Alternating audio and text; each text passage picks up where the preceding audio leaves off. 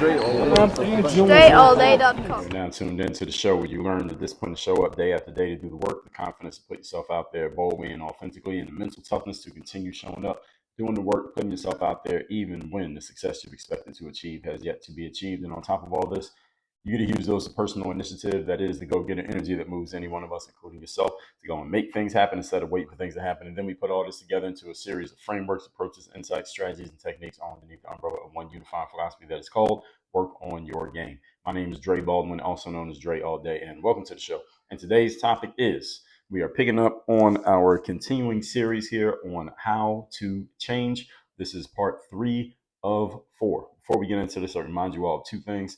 My daily motivation message is guaranteed to have you focused, sharp, and on point to start your day or your week, respectively. As soon as we start sending it again, you'll be getting that message. My number, 305-384-6894. And Work on Your Game University.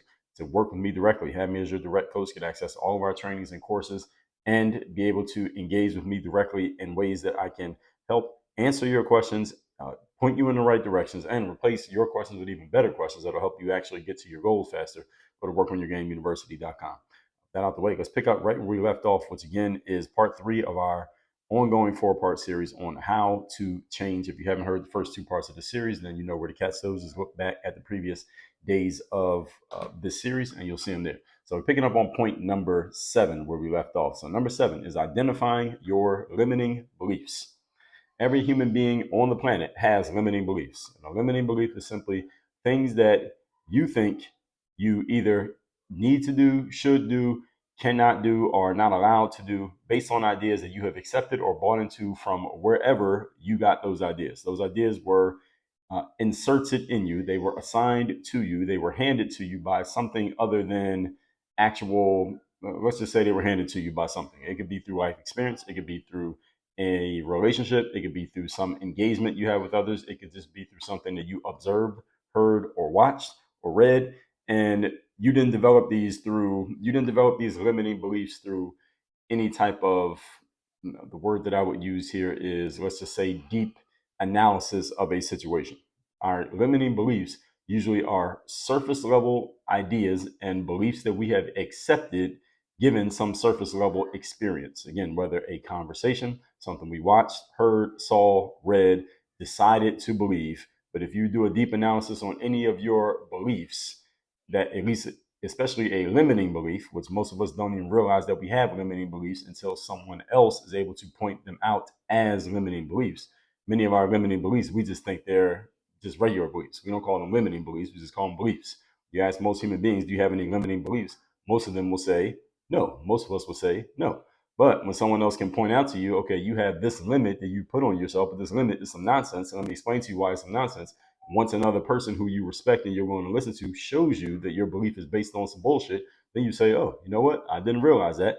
Thank you for pointing that out to me. Now I can drop that limiting belief. Now, do most people talk like that? Do most people think like that? The answer is hell no. So you must be open-minded enough. Again, that's why this series is about how to change. You need to be open-minded enough about really wanting to make change that you are willing to address some of the beliefs you have in your mind, which are also known, another phrase that I use to describe beliefs, are what we call sacred cows. I talked about this in episode number 1699.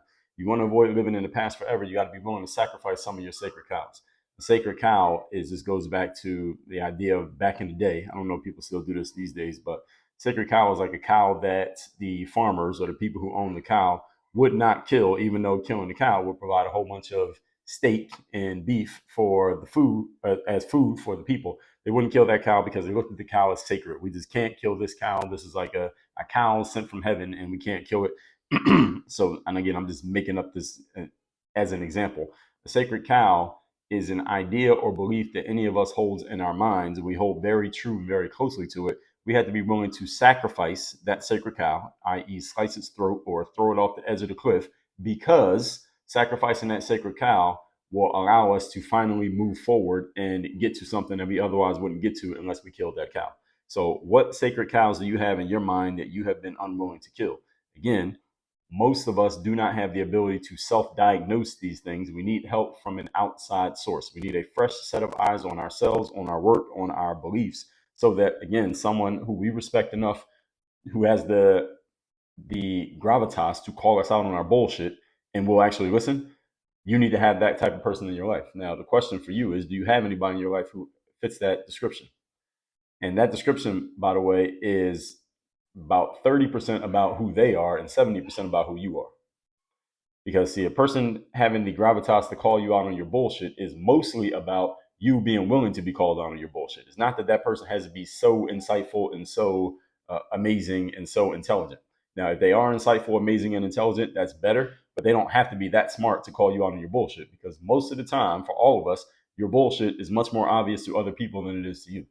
So you just need other people to realize and accept and believe that you are willing to accept it when they tell you that some of your bullshit is indeed bullshit. The problem is most people are not willing to be told to their faces that something that you believe is some nonsense. And this is the reason why most people have a bunch of sacred cows that they won't kill. And the cows are eating up all your grass, pooping all over your yard, and you keep cleaning up the farm, but you're not willing to kill the cows, if we extend the metaphor.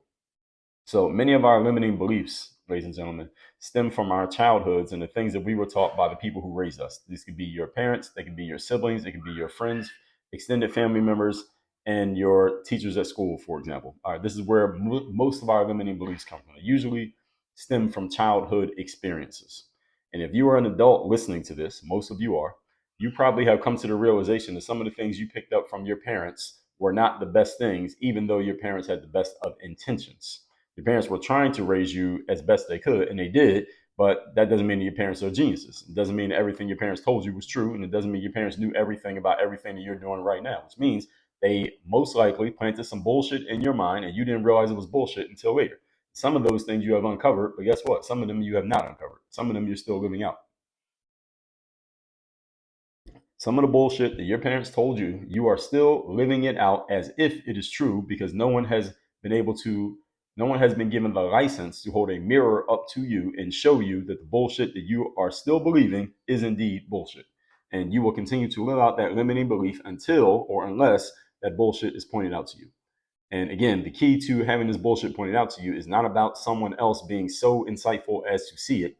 Because again, some of your bullshit can be very obvious, but nobody feels like they can tell you because of you and because of how they think you might respond or more accurately react to being told something like that to your face, especially if it appears to be a long held belief. Now, belief is different than an opinion. Most people don't have, I won't even say most people, there's a good amount of people who don't have a problem challenging your opinions, but most people will not challenge your beliefs. An opinion is something you say, well, I just think this way. I don't mind somebody challenging an opinion of mine. But if I have a belief and I express a belief, people may be hesitant to challenge that because they just think about how they hold their own beliefs. They don't want anybody challenging theirs, so they don't challenge anybody else's. And this is a challenge for all of us. Why? Because these beliefs may be the very things in your way from moving forward. Not that you lack information. Most people think what they lack is information, how to do something. That's not the thing most people are missing. What most people are missing is that you have some beliefs that are blocking you. And if you just drop those, you'd be good. It's not even that you need to learn anything new. It's that you need to unlearn some old shit. It's not that you need to learn new stuff. Okay. So again, your parents, or your school teachers, your older siblings with the best of intentions planted some bullshit in your head. See, it's no longer acceptable for you to continue blaming them because you are now aware of the nonsense you picked up from them. And again, just think about it. If you've already uncovered 24 pieces of nonsense that your parents told you when you were a kid, guess what? There's probably another 24 that you haven't uncovered because those are the ones you like. See, the ones you didn't like, you got rid of those pretty quickly once they got shown to you. Now, the ones you do like, you're still holding on to those. Those are the ones we got to get rid of. And we also pick up limiting beliefs from, as I said, our environments, our friends, whoever we allow to influence us. That can mean what music you're listening to, what you're watching on TV, all of this stuff. All right. So, as I said, you can't keep blaming anyone else because once you realize that it's a thing and you realize that there is one, there's probably another. It's like if you go in your kitchen and turn the lights on and you see a roach, well, that's probably not the only one. All right. Even if you kill that one, there's probably more that you don't know about. All right. So think of the stuff your parents told you the exact same way. And you now are responsible as an adult to replace the nonsense with something better. We also pick up limiting beliefs, as I said, from other places that we get it from. Anything that you connect with, identify with, or consume consistently is indoctrinating you in some way. So school indoctrinates, music indoctrinates, television, the internet, social media. All of these things are indoctrinating you with certain ideas, and you need to have a very strong filter for catching these And or since most people don't have that filter and it's hard to filter yourself, you need to be around people who have the license to tell you the truth to your face. You need to have the discipline to accept it. Point number 8, excuse me. Today's topic, once again, is we are picking up on our series on how to change. Number 8, self-honesty. Self-honesty is one of the 12 work on your game commandments. And the first step in making any change in life is getting honest with yourself about what needs to change and that there needs to be a change. First step in change, folks, is getting honest with the fact that there needs to be change. That something that you're doing, you can't just keep doing this, because obviously this is not getting you where you want to go. One challenge many people have with change is that, again, these limiting beliefs. We are holding on to things that are simply not true. We have these sacred cows that we're holding on to, and these sacred cows are holding us back, weighing us down, and slowing down our progress.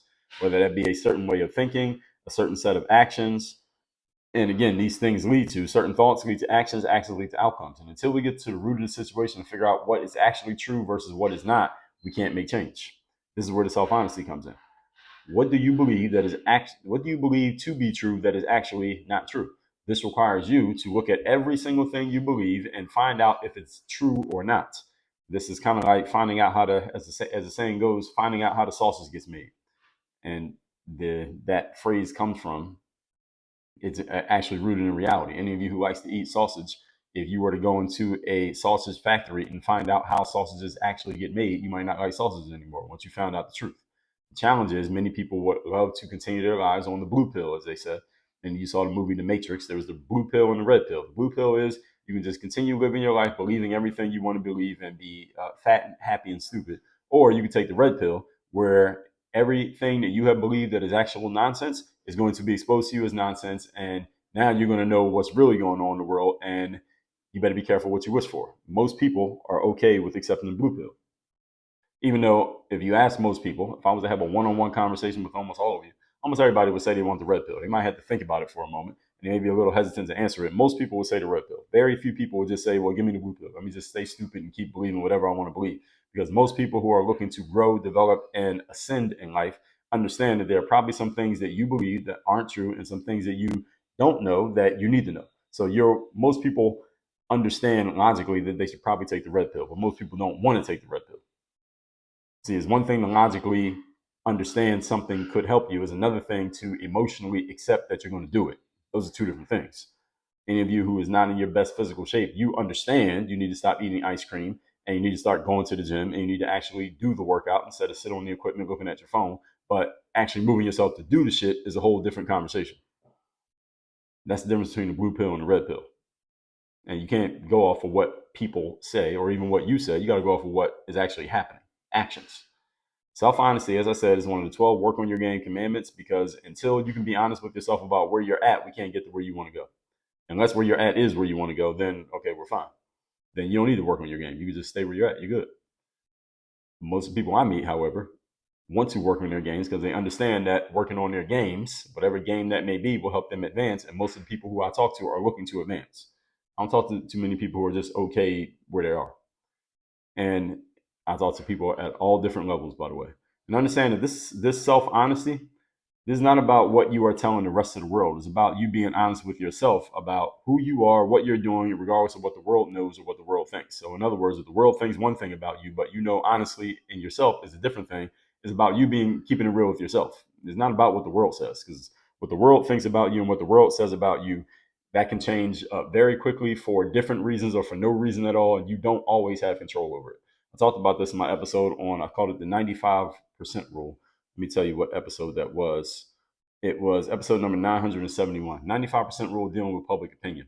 And I came up with this subject after the Super Bowl. I believe the Super Bowl was played in 2016, but it was for the 2015 NFL season. This was the Denver Broncos against the Carolina Panthers.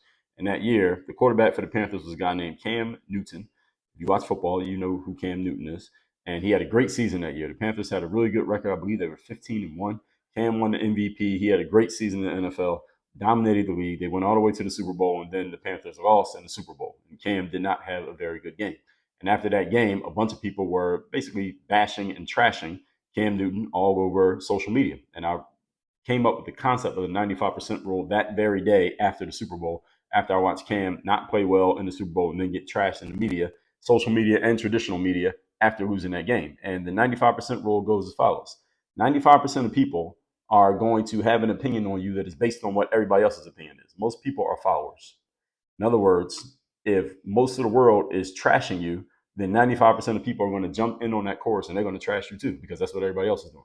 And if 95% of the world says you're amazing and you're great and they're praising you, 95, then most people are going to follow what the 95% are doing and they're going to praise you and say you're great and say you're amazing. Only about 5% of people are going to have the same opinion about you regardless of what everybody else is doing. In other words, about 5% of the people in the world, if they love you and they're a fan of you, even if everybody else is trashing you, they will give you praise. And there are about 5% of people that they just hate you and they think you're terrible. Even if the rest of the world is praising you, they will continue hating you and continue saying that you're terrible. 95% of people, though, most of the people you come across, 19 out of every 20 is simply going to say what everybody else is saying. Therefore, I'm bringing all that up to say that's why this work on your game commandment is self-honesty. I don't give a damn about what everybody else is saying. I'm talking about you looking in the mirror, because that's the most important conversation. What the world is saying, what the internet is saying, what the comment section is saying, none of that shit really means anything, because again, most of the people in there are only saying what they see everybody else saying. I know this from a lot of life experience of being on the internet and on the publishing side for a long time. That if anybody ever left a trolling comment in one of my comments on the internet, for example, other people will come in and troll just because they saw that the troll got some attention. And if I deleted the troll comment, then other people wouldn't come in trolling. So, which told me that people were really just doing whatever they saw was working. So if a bunch of people were saying that what I was doing was great, then other people come in and say the same thing. And if a bunch of people saying what I was doing was shit, then everybody else will come in and say the same thing. Most people are followers. So self-honesty, folks, has nothing to do with what everybody else says, thinks, or knows, or thinks they know. It's about what you are saying to yourself. That's the most important conversation always. Okay? So I don't care what everybody else is saying, and neither should you. You should care more about what you're saying. I don't care if it's positive or negative, what's coming from the outside. Conversation you have with you is the most important one, because that's the conversation that's always going to be happening. You can get away from other people. Other people live, die, go away, turn their attention to other things. You will always have to deal with you in a conversation. You can never get away from that one. Moving on to point number 9. Today's topic, once again, is how to change. Number 9, leverage discomfort. You want to change, you must leverage discomfort. All right. No human being can exist for a long time in a state of discomfort. Usually when we're uncomfortable, we do something to change that discomfort. Isn't this true? If you fall asleep, for example, my son is 2 years old now, and I've been recently, over the last couple of weeks, been putting him to bed at night. I didn't used to do it myself most of the time, but I've been putting him to bed at night, and oftentimes he will fall asleep with my arm around him, so he'll be sleeping laying on my arm. And my son he's only 2 years old, but 2 years old is a pretty hefty size. He's about 30 pounds in weight. And if a 30-pound anything is laying on your arm while you're falling asleep, eventually you start to feel some discomfort in your arm. So I end up getting awake. I might fall asleep at the same time he's falling asleep, but I end up waking up because my arm is in discomfort because I got 30 pounds laying on my arm. It's cutting off circulation. So I end up waking up and having to maneuver myself or him to get my arm out from under his body, because the weight of his body is causing discomfort for me. The point is, if you're uncomfortable, you will do something. When we are uncomfortable, we change, we move. And whenever we find ourselves in a state of discomfort, whether it be mental, emotional, physical, or any other way, we will do one of two things to alleviate discomfort. All right, we have two options to alleviate discomfort. One of those options is not to do nothing. All right, do nothing is not one of the options. Let me tell you the two options. One is we could tell ourselves a story that makes the discomfort not discomfort. We could just tell ourselves a story. Oh, well, it's supposed to be like that. That's okay. It'll be all right. It'll change tomorrow. Those are stories. That's called rationalization.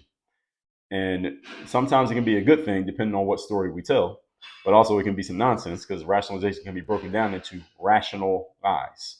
A lot of times when we rationalize, we're telling ourselves a rational, meaning logical sounding lie that makes us okay with the situation, even though we shouldn't be okay with the situation. Human beings are amazing at rationalizing. We are all amazing at telling ourselves some lies to make ourselves feel okay with the circumstance with which we should not be okay, because we know what the alternative is. Let me tell you what the other option is, other than rationalizing. We can take action to change that uncomfortable situation.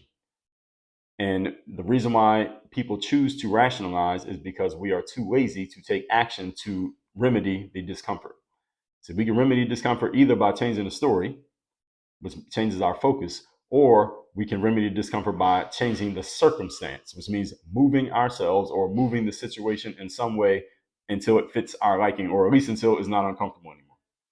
So let me give you some examples. I just gave you an anecdote. Let me give you an example.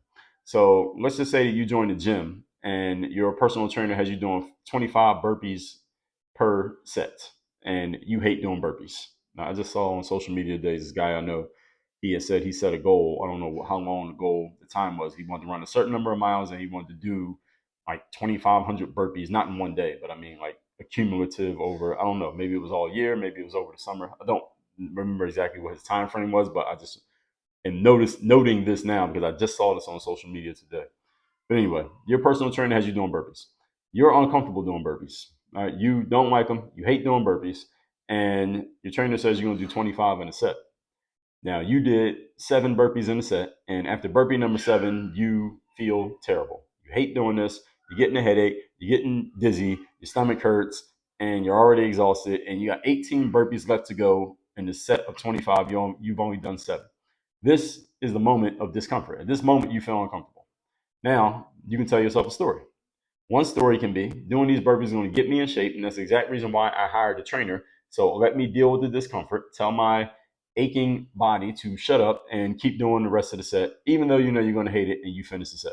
All right, that's one story you can tell yourself. Here's another option. You could tell yourself that you don't want to do burpees because they're too painful, they're too uncomfortable, and then you tell your trainer the exact same thing. I don't want to do these. They're too uncomfortable. Can we just lift weights instead? Can we just use a machine instead? Can I run on a treadmill instead? I don't want to do any burpees. You could tell yourself that story and say that to your trainer. Now, assuming that you've hired a trainer who is any good, who is worth their weight in burpees, and metaphorically speaking, your trainer will not accept this bullshit, and they will tell you to get your ass down on that floor and do the rest of this fucking set. All right? And they are not accepting anything else. If your trainer tells you anything other than that, or something that sounds like that, fire your trainer and hire someone who is actually good, because no trainer should accept that nonsense from a client. And I'm letting that point sink in. And this is not about personal training, by the way. I hope you all are catching it. And if you have any type of coach in anything and they have you doing something that is uncomfortable for you, but going to help you, and you give some pushback, like, well, it's uncomfortable and I don't want to do it. Anything your trainer, coach, physical therapist, mentor, whatever says back to you that doesn't rhyme with what I just said, which is shut the fuck up and do it anyway, then you hired the wrong person. Okay, everybody got that? And if you happen to be a trainer, coach, etc., that better be your response. If any of your clients ever comes to you with that bullshit is uncomfortable for me, I don't feel like it. Can we just do something different? The answer is, so what? Uh, do it anyway. Because you hire me to help you, and my job is to help you, not make you feel good. It's to help you. It's two different things. So give you another example. You're listening to this show, and I may say something that really hits home for you because it directly reflects what's happening in your mind and in your life. All right, I'm sure that happens to you all. You listen to enough of the shows. Eventually, I'm going to say something that directly hits home with you. Now, you got two choices here. You can either accept it and appreciate the fact that I said it, even though I didn't say it directly to you. I'm saying it indirectly because I'm not talking specifically to or about you when I say this. But the thing that I said does hit home for you. You can say, yeah, I'm glad Dre said that, and I needed to hear that. And then you go do something about it. That's one option. Another option is you could say, well, fuck Dre Baldwin. Dre's a bitch, and he's full of bullshit, and he doesn't know what he's talking about. And you could turn the show off and never listen to me again. You have both options at your disposal. You could do either one. Either way, you're responding to the discomfort. You see what I'm saying? So if that example I just gave you with the trainer, let's say you have actually had a trainer and you did tell your trainer, I don't feel like doing this exercise, and your trainer accepted it, then I just called you out for hiring a garbage ass trainer, because no trainer who's worth anything would ever accept that. If I was your personal trainer, you said that to me, I'll say, I don't give a fuck what you're uncomfortable with. Actually, as a matter of fact, I'm glad you're uncomfortable. I'm glad you told me, because now I'll make you do 50. You're not doing 25, do 50. That's why you're here. And if you don't want to do 50, fire me. All right, this will be our last session. But I don't accept you telling me what you're comfortable with. Like, you don't hire a trainer or a coach to be comfortable. That's the whole point. That's what I would say. Now, I don't know what your trainer says. They should say something that sounds like that. All right, they don't have to curse at you, but it should sound like that. Anyway, and your other option is, well, no, I'm glad he told me that. I needed to hear that. Thank you. And anyone who's coming to get any form of coaching should be of the mindset that, you know what, I know it's going to be uncomfortable. I know I'm going to get pushed out of my comfort zone. That's exactly why I hired. That's exactly why I need this. That's exactly why I signed up. Good. Thank you for telling me that. Let's keep going. If you're not that type of person, you ain't ready to be helped. Let's recap today's class. This is part 3 of our series on how to change. Number 7, Identify your limiting beliefs. These are nonsense ideas that you have picked up from somewhere out in the ether or from your associations of people who may be telling you something that is complete nonsense, but again, you don't realize that it's nonsense because you have never examined your own thoughts. Good news is you can do something about it. Number 8, self-honesty. You got to be honest with yourself about what you're doing, where you're at, and where you're going. This is one of the 12 work on your game commandments, is being honest with yourself. I don't care what the rest of the world says. Remember the 95% rule. Most people are just followers and they'll follow what everybody else is saying. They won't actually keep it real with you. You need to find one of the people in the 5% who will keep it real with you all the time. And most importantly, you need to be in the 0% and keeping it real with yourself all the time, regardless of what anybody else is doing or saying. And number 9, leverage discomfort.